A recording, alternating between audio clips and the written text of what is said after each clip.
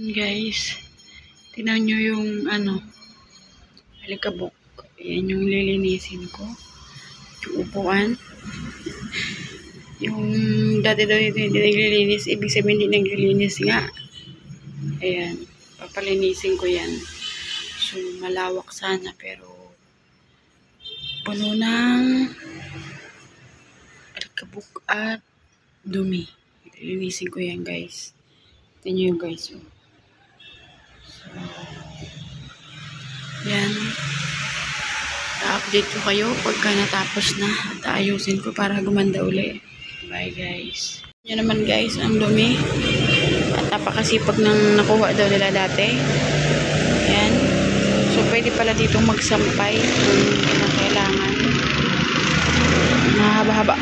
Ilang araw din to bago malinis lahat. So, ganda pala dito.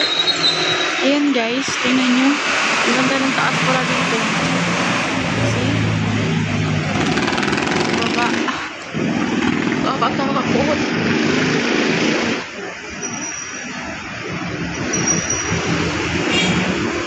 Ganda nandito ako sa taas. Pero yung pa ako nanginginig. Hininto ko na kasi pagod ng lola nyo. Charot. Pero malaki-laki pa ang ilang araw pa to bago matapos. So, yan, nabawasan na kahit papano. Ayan na.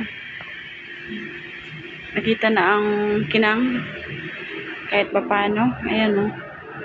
Hindi ko pa yan inano kaagad kasi kukuskusin ko yan na may sabon para gumanda uli yung kulay. So, kahit papano naumpisahan ko na. So, yun, guys. Update ko uli kayo sa bukas pala.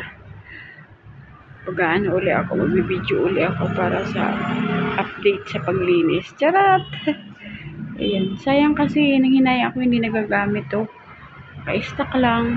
So, yan. Kikita na ang alala ko yung lolo ko may ganito. Ano ba yung tawag niya? Tumba-tumba. Linis to, ang ganda nito. Yan, pag naayos yung mga yan, ganda niyan. Wala lang kasing yung mga nakuha na kasama ata nila dati hindi naglilinis dito. Halata naman kasi ayan o. So, yan ang ebidensya na malinis sila. Charot! Ang kapal ng putik, ibig sabihin, nalilinis ng maigi.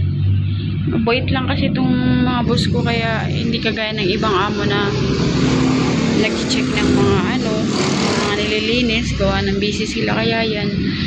So, lilinisin ko para mapakinabangan nila para magamit. Inamay yung basura. So, pwede magsampay.